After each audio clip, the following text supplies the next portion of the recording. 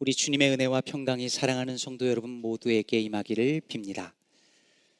저희 교회 독서클럽 성서학당에서 이번 달에 읽고 있는 책이 김혜령 교수의 죽을 때까지 유쾌하게라는 책입니다. 책 제목에 죽음도 있고 유쾌함도 있습니다. 죽을 때까지 유쾌하게. 이 책에서 저자는 알츠하이머 환자를 아버지로 둔 딸이자 신학자로 이 글을 쓰고 있는데요. 알츠하이머 환자인 아버지와 더불어 살면서 겪는 일들을 신학적으로 혹은 인문학적으로 해석하고 성찰합니다. 치매 환자인 이 아버지는 어디 특별히 갈 데도 없는데 자꾸 바깥으로 나가서 배회하십니다. 그러다 길을 잃어버리고 때로는 집으로 돌아오는데 다른 집으로 들어가시는 일이 잦아서 최근에 도락을 바꿨다는 이야기가 기록되어 있습니다. 또 바깥으로 나가는데 옷을 이상하게 입으시는 거예요. 한여름인데 중절모 모자를 2개를 끼워서 쓰고 가시거나 외출용 바지를 입고 잠옷을 또 입고 겉에다 입고 가시거나 안에 옷을 입거나, 그래서 그 옷 입은 모습이 너무 우스꽝스러워서 가족이 웃음을 터뜨리거나 슬퍼하게 되는 것이죠. 휴대폰도 그렇게 문제랍니다.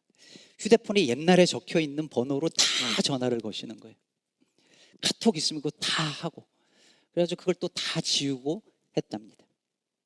책 뒷부분에 가면 이제는 바지에 대소변을 실수하는 아빠를 바라보는 복잡한 심경과 그에 대한 신학적 성찰이 또한 이어집니다.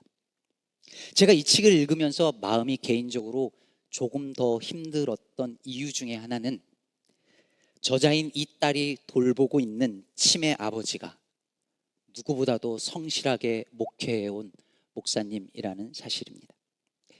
늘 새벽 4시에 기상해서 새벽 기도하는 일을 한 번도 빼놓지 않으셨던 목회자, 성전 건축을 할 때면 직접 시멘트를 나르고 벽돌을 나르고 미장을 했던 분, 성도들의 상담은 밤이든 낮이든 언제나 응했던 분, 휴일과 월요일에도 쉬지 않고 교육대학원에 다니셨던 성실하신 목회자. 얼마나 성실하셨으면 모든 걸 다 잊었는데도 신발은 가지런히 놓는 것을 잊지 않으시는 그런 분이셨다는 거죠. 그런 목사님의 노년이 너무 초라하고 불행하지 않은가. 평생 그렇게 성실하게 주의 교회를 위해서 충성한 주의 종의 노년이 어쩜 이럴 수 있는가, 하나님은 어떻게 이러실 수 있는가 하는 그런 마음이 목사인 저에게 있더라는 겁니다. 사실 이 질문은 우리 신앙 여정에 종종 찾아옵니다. 하나님이 날 사랑하신다면 어떻게 이러실 수 있는가? 어떻게 저렇게 평생 교회 잘 섬기고 예수 잘 믿고 착하게 살아온 저 집사님에게 저런 일이 생기는가? 라는 질문이 찾아옵니다. 그런데 여러분, 놀랍게도 이런 일들이 우리가 믿는 바로 그분 예수님에게도 이미 일어났었다는 사실입니다. 누가복음 오늘 4장을 읽었는데 3장에서 무슨 사건이 있었냐면 예수님이 세례받는 장면이 나옵니다. 하늘이 열리고 성령이 비둘기처럼 내려오면서 하늘에서 소리가 나기를 너는 내가 사랑하는 아들이다, 내가 너를 기뻐하노라 라고는 하나님의 음성이 들려옵니다. 그런데 바로 그 예수님의 세례받은 사건 다음에 무슨 일이 있었습니까? 예수님이 광야로 내몰리셔서 거기서 시험을 받으십니다.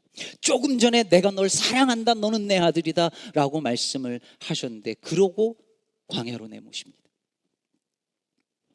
오늘 본문 1절과 2절을 보십시오.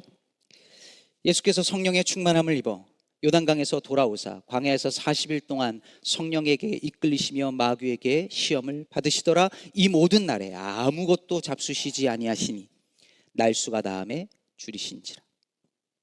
성령의 충만함을 입었는데 그 성령에 이끌려서 간 곳이 천국도 아니고 궁궐도 아니고 성전도 아니라 광야였던 것이죠. 심지어 거기서 하나님의 그 사랑한다는, 하나님이 사랑하신다는 그 아들이 40일 동안 아무것도 먹지 못하고 줄이십니다. 어떻게 이럴 수 있습니까? 사랑하신다면서요. 내가 너를 기뻐하신다면서요. 넌 내가 사랑하는 아들이라 말씀하셨잖아요. 그러면 그 광야를 피하게 해주셨어야 하는 거 아닌가요? 정광야를 가야만 한다면 그 성령의 놀라운 능력으로 뭐 축지법을 사용해서 순식간에 이동하게 해주신다든지, 아니면 마귀가 까불 때 천상의 군대를 동원해서 한 방에 물리치게 해주신다든지, 적어도 하나님의 아들이 40일 동안 쫄쫄 굶는 일은 면하게 해주셨어야죠. 이게 뭡니까, 모양 빠지게 메시아가. 그런데 여러분, 바로 이것이 예수님을 향한, 그리고 우리를 향한 마귀의 유혹의 핵심입니다. 너 하나님의 아들 아니냐? 너 하나님이 사랑하시지 않느냐? 그렇다면 네가 여기서 이런 일을 겪을 이유가 없다. 너의 능력을 보여주라. 할 수 있지 않느냐? 넌 하나님의 아들이고 하나님의 아들인 그 능력을 통해서 네가 하나님의 사랑받는 존재라는 것을 증명해보라 라고 유혹합니다. 3절을 보십시오. 마귀가 이르되 네가 만일 하나님의 아들이었든 이 돌들에게 명하여 떡이 되게 하라. 여기서 만일이라는 이 단어 때문에 오해하기 쉬운데요, 이 말은 마귀가 예수님에게 하나님의 아들이 아니라고 말하는 게 아닙니다. 예수님으로 하여금 하나님의 아들인 것을 의심하게 만들려는 것도 아니에요. 마귀는 한 번도 예수님이 하나님의 아들이라는 사실을 부정한 적이 없습니다. 언제나 그걸 인정합니다. 다만 그 신분을 이용해서 돌을 떡으로 만들라는 거예요. 하나님의 자녀라는 신분과 그 특권을 사용해서 먹고 사는 문제를 해결하라는 것입니다. 제가 마귀라면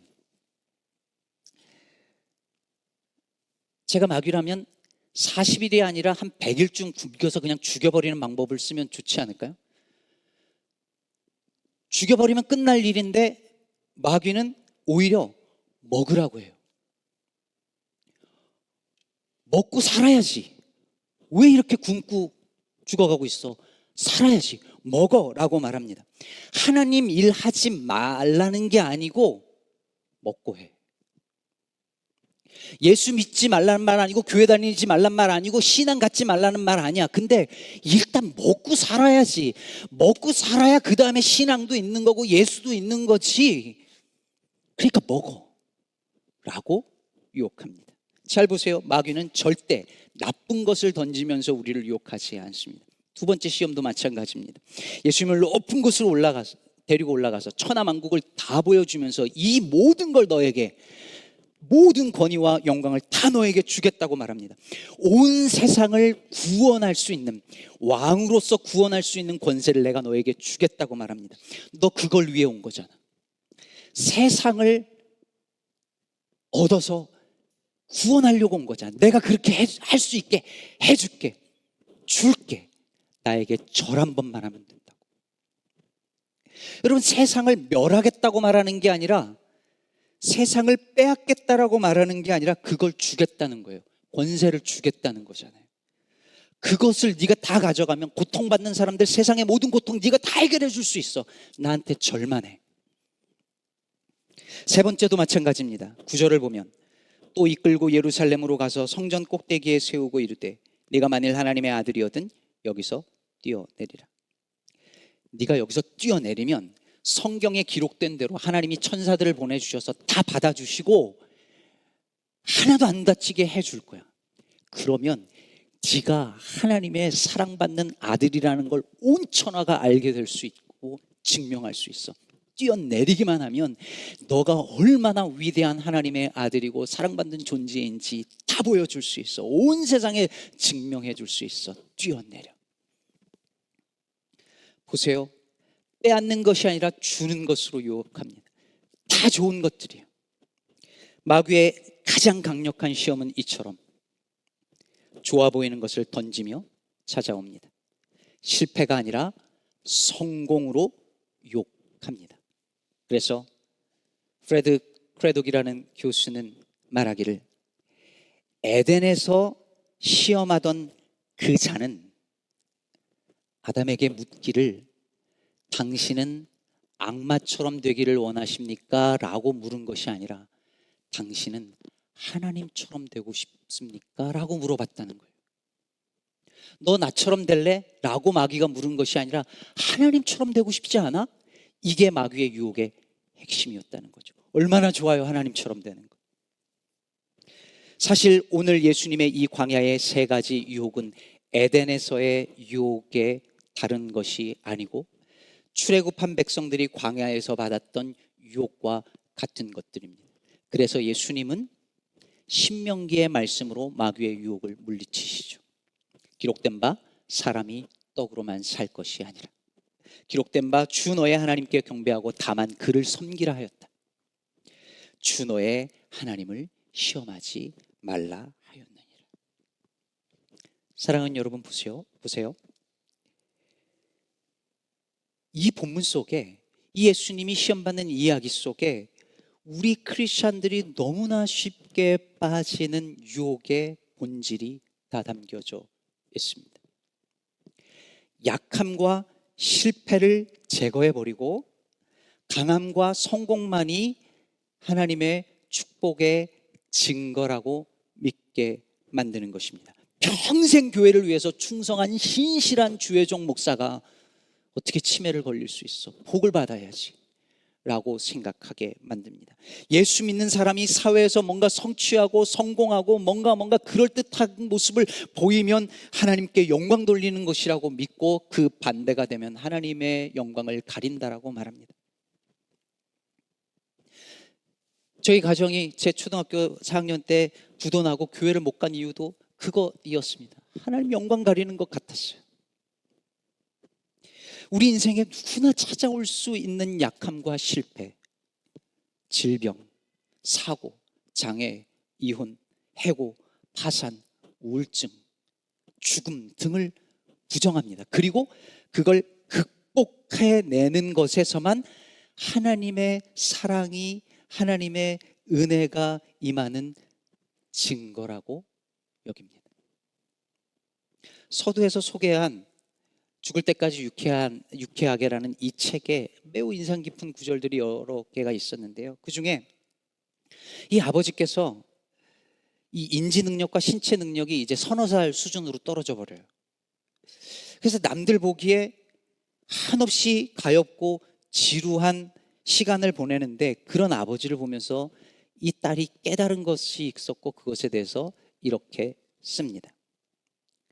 그러나 나는 오로지 시간을 견뎌내는 것 말고는 할 수 있는 것이 많지 않은 겸허한 삶의 단계가 인간에게 존재한다는 진리를 아버지가 내게 온몸으로 가르쳐주고 있음을 깨닫는다.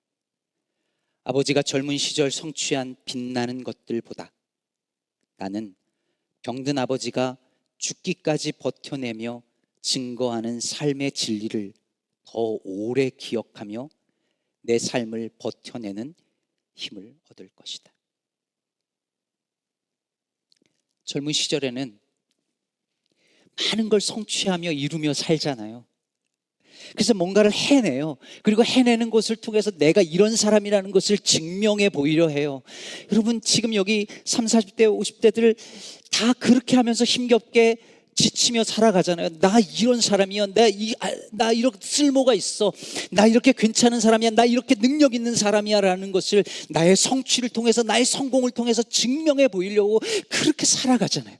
그런데 여러분, 언젠가는 오로지 시간을 견뎌내는 것 말고는 할 수 있는 것이 거의 없는 삶의 단계가 온다는 거예요.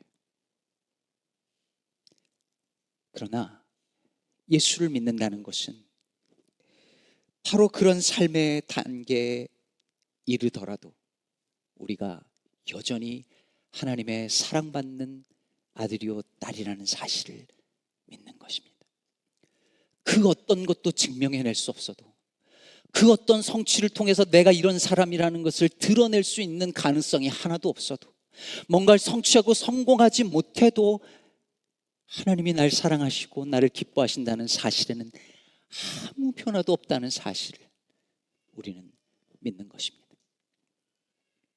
그럼 오늘 본문에서 예수님께서 광야에서 시험 받는 이 장면은 마태복음에도 나오고 마가복음에도 나옵니다.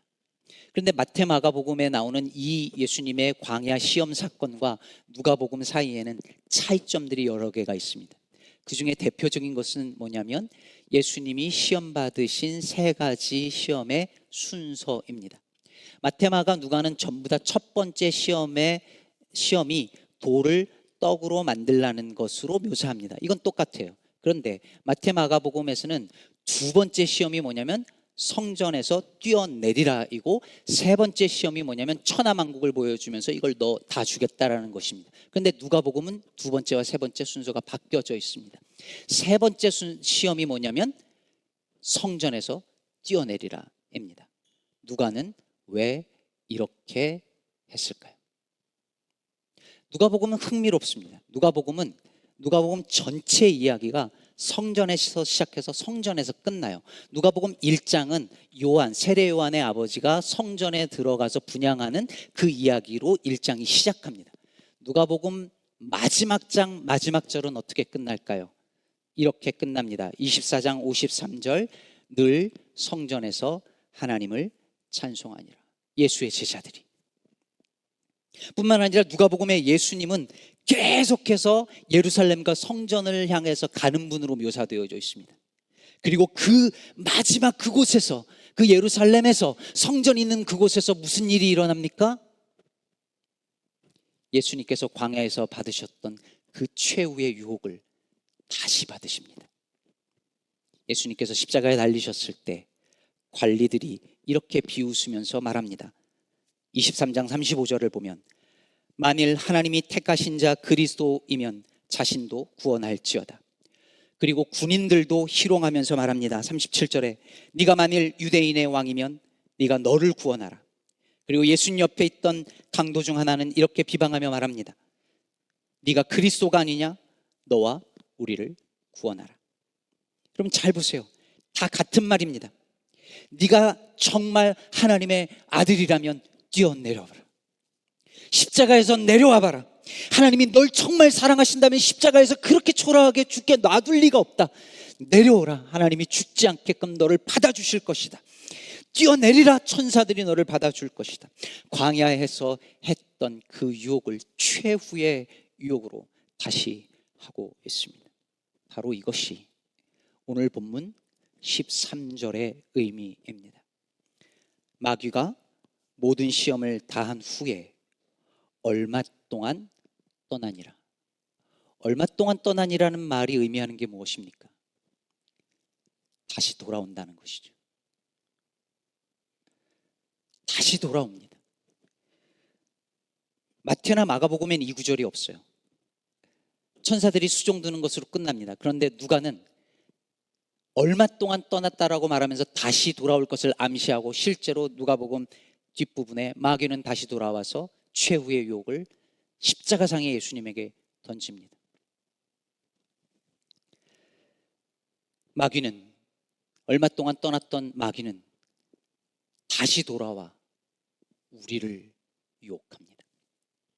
도스토예프스키의 까라마조프의 형제들에 보면 거기에 등장인물 중에 이반이 대신문관이라는 인물을 만들어내고, 그 주교 대신문관이 재림한 예수를 감옥에 넣고 그를 신문하는 장면을 그려냅니다.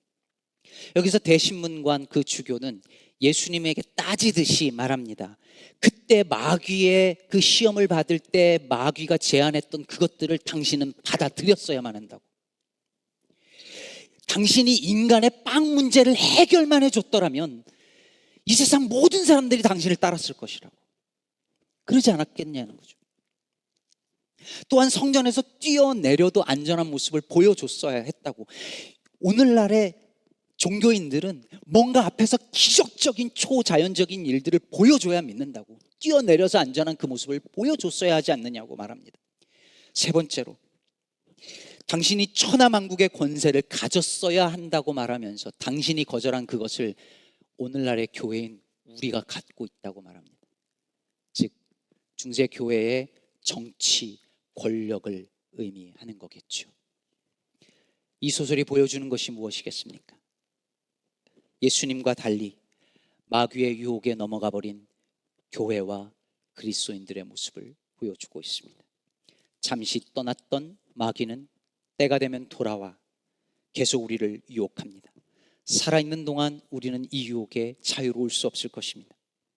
그리고 저는 그 마귀의 강력한 괴계와 유혹을 요즘 미국 땅에서 매일 봅니다.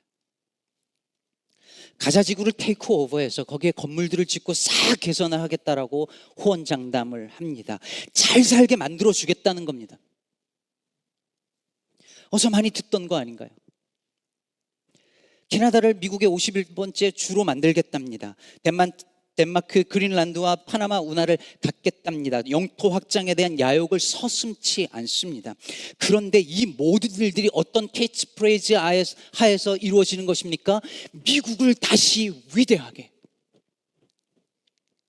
그렇게 만들겠다는 공언에 사람들이, 특히 기독교인들이 환호합니다.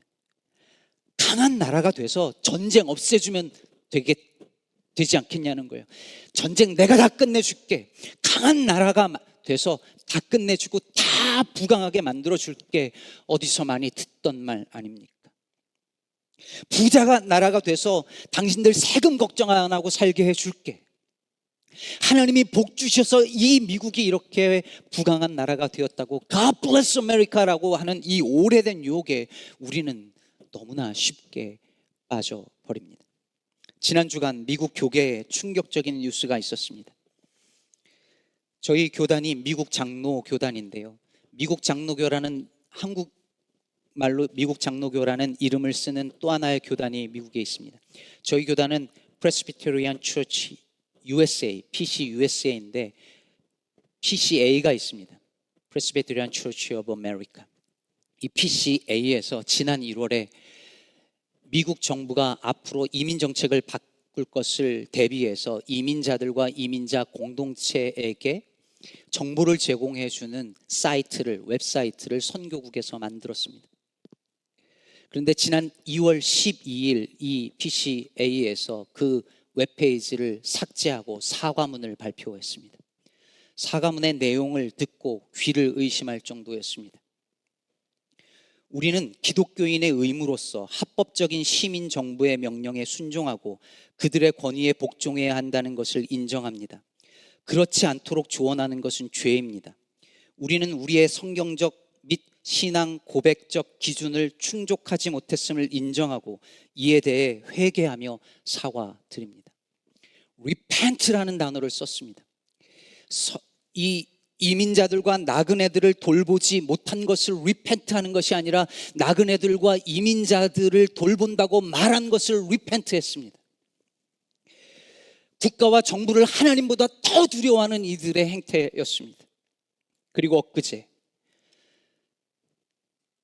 텍사스에 사는 한 이민자 가족의 11살 여자아이가 너네 가족 신고할 거야 라고 하는 아이들의 따돌림과 괴롭힘을 이기지 못해서 11살 아이가 스스로 목숨을 끊었습니다. 교회는 과연 무엇을 회개해야 하는 것일까요? 마귀는 얼마 동안 떠났다가 때가 되면 언제든지 다시 돌아와 우리를 유혹하고 지금도 그러고 있습니다. 우리 삶과 우리 사회 속에서 약함을 부정하고 약하고 힘없는 이들을 몰아내고 부강함을 숭배하게 만듭니다. 강함과 부를 숭배하는 세상에서 그렇지 못한 사람들은 언제나 패배자로 낙인이 찍힙니다. 이만큼은 누리고 살아야 성공했다라고 인정받을 수 있어서 몸부림치며 그렇게 살아갑니다. 그러지 못할 경우에 좌절합니다. 실패한 인생으로 여깁니다. 크리스찬들마저 삶의 중요한 가치를 돈과 권력과 명예에 둡니다. 신앙을 갖는 이유는 나의 삶을 행복하고 부강하게 성공적이게 만들어주는 하나의 도구로 생각합니다. 사랑하는 여러분, 에덴에서부터 지금까지 마귀의 유혹은 이 세 가지에 다 있습니다. 세 가지뿐인데 여기에 우리는 늘 언제나 쉽게 넘어갑니다. 그러나 속지 마십시오. 이 마귀의 유혹을 이겨내십시오. 그 어떤 성공과 성취로 증명해내지 않아도 여러분은 하나님의 사랑받는 아들이요 딸이십니다. 아무것도 성취하고 그걸 증명해내지 못한다 할지라도 그 사실은 조금의 변화도 없습니다. 그것을 믿는 믿음만이 이 마귀의 괴계를 이겨낼 수 있는 힘입니다. 누군가 그러시더라고요. 예수님이 목수일을 하실 때 한 번이라도 못을 박으려고 하다가 망치를 내려놓고 성령을 사용한 적이 없다고. 성령의 능력으로 명하노니 못이 박힐지어다, 이러지 않았다는 거예요. 만약에 그러셨다면, 마귀의 유혹에 있어서 예수님이 초자연적인 능력으로 그것을 다 이겨내시면서 증명해 보이셨다라고 한다면, 그 다음에 우리는 그러지 못할 때마다, 실패할 때마다, 넘어질 때마다 내가 하나님의 자녀 맞나 의심했을 것입니다. 그러니 얼마나 감사한 일입니까? 사랑하는 여러분, 광야의 마귀는 얼마 동안 떠났다가 돌아오고 있지만 얼마 동안이 아니라 영원히 떠나는 그날이 올 것입니다.